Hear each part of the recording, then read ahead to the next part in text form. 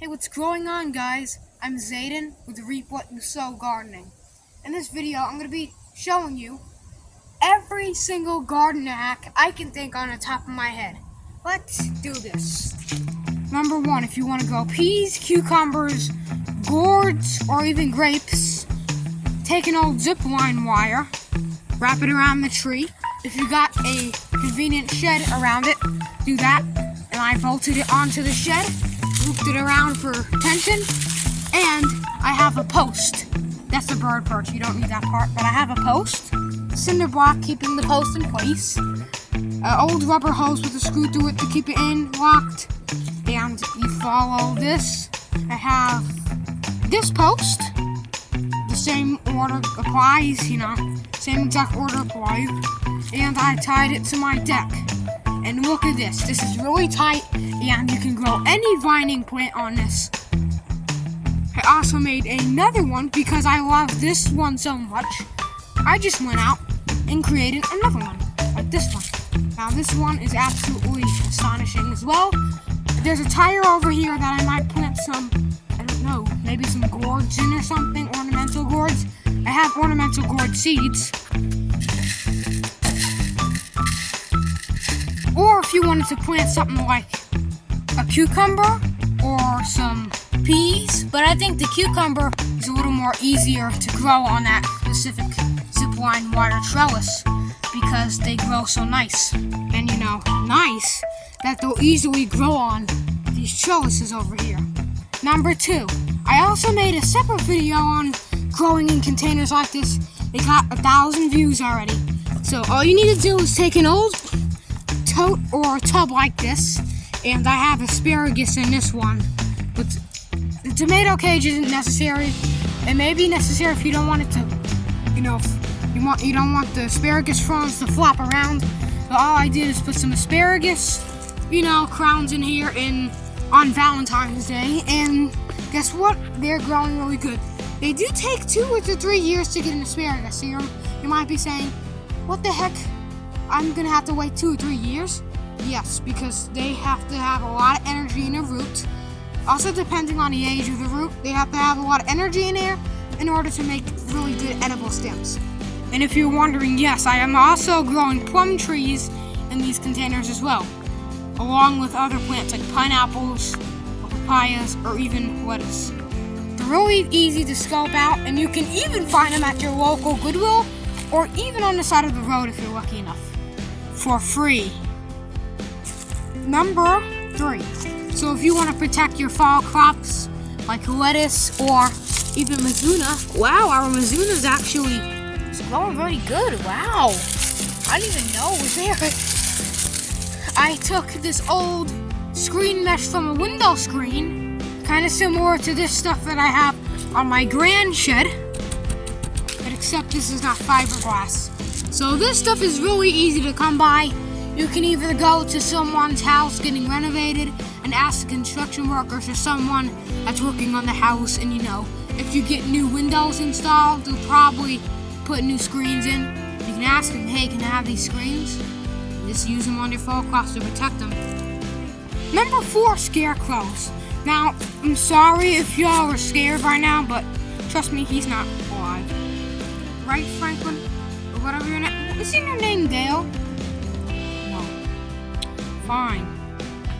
Yeah, the other day he was parking like 10 of his cars in my driveway, and I was so mad at him. But seriously, if you want to make a scarecrow, and all you gotta do is get one old rag.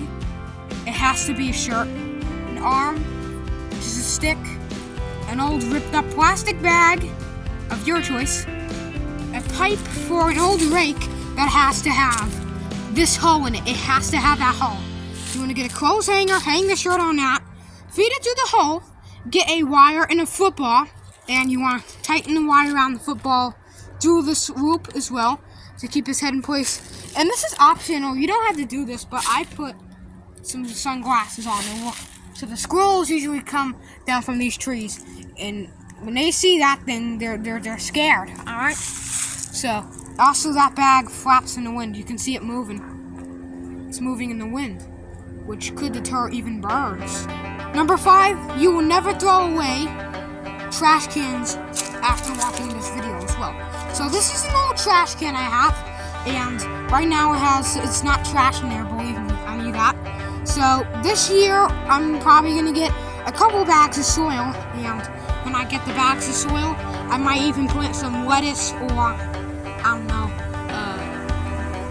I don't know, maybe you can even do strawberries, you know?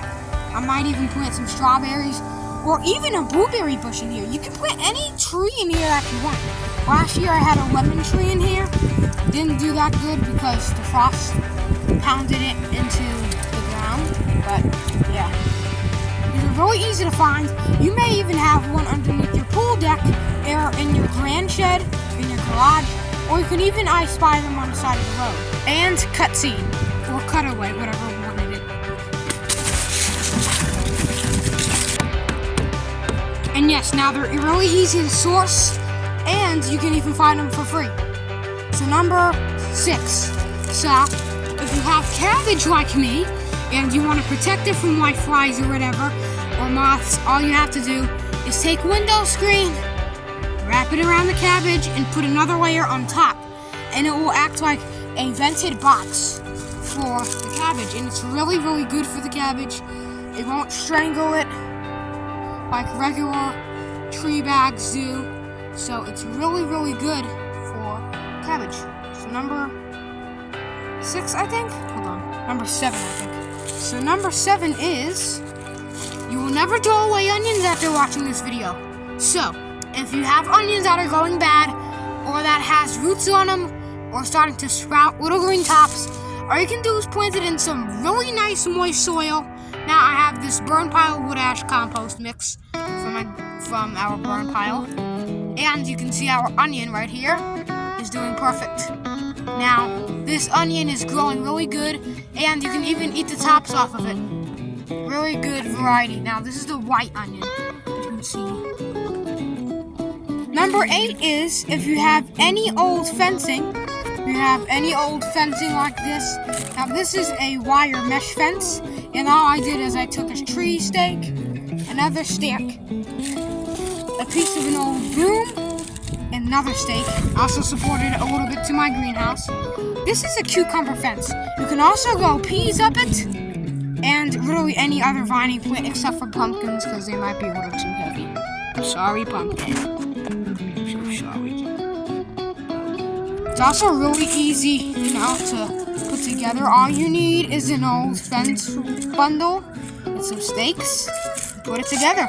It's way cheaper than getting cattle panels. If you have a Honda Civic or something, and you just can't fit it into your car, then just get this. It comes in a roll. Alright, be careful for those. You could put COR on them and brush them on with a paintbrush, and it could, take the rust off. But this is mainly for also pest control, so if something sits on here, or it's basically barbed wire, so if anyone comes back here, they'll say, wow, Reap, you're furious now. So number 9, I believe, is growing and sowing in this raised bed. So this is in my greenhouse, this is inside of my greenhouse, so I'm cheating a little bit. But I have peppers, cabbage, and eggplant, also strawberries in here, also lavender. And I took 1, 2, 3, 4 bedposts. And I have a bunch of 1, 2, 3, 4, 5, 6, 7 wooden boards I put together. And this is what I get. A nice little raised bed in here. Super awesome and works really good. Number 10 is growing your herbs underneath this. Now, it may sound silly, but I took a lid from a Sterilite bin. I put some screws in the top and put a wooden board in the back. Screwed that through my raised bed. And now parsley, oregano, and basil is now really soft and you can eat it. So if you don't have this on top, or if your garden has no shade in it at all, you can make this and improvise, and it's really good, and your herbs are going to taste even good. So you're going to say, how are my herbs going to taste good? If they're in full sun, they'll just get woody and hard and stale. But if they're under the shade a little bit, then they'll, taste a little better. Also, I just found out that my oregano is pointing towards the sun like a sunflower. Wow. last but not least, number 11. Number 11 is using old milk jugs.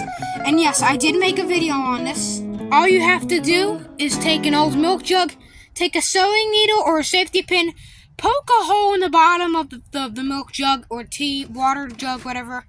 And, you know, I recommend pulling it in and out so you can deburr the hole. So you're saying, what the heck is a deburr? Basically makes the hole bigger and, you know, so the water doesn't get just locked in there. So, also, you can have the cap on it. Don't poke any holes in the cap.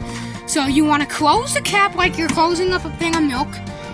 And that, you know, basically kills the feed of the water. It'll take 1 minute for this to actually kill the feed. But when you open it back up, you should hear a big boom. It'll inflate back up with air, and then the stream will come out better. So as always, I hope you enjoyed these garden hacks. If you did, please give this video a thumbs up. Share this video around. Please subscribe if you didn't already, because subscribing and liking the video helps my channel heaps. And I appreciate your help so much. It means a lot to me. And if you have any questions or anything to say, feel absolutely free to put them in the comments below. I love to read from them. Thanks for watching and keep on sewing.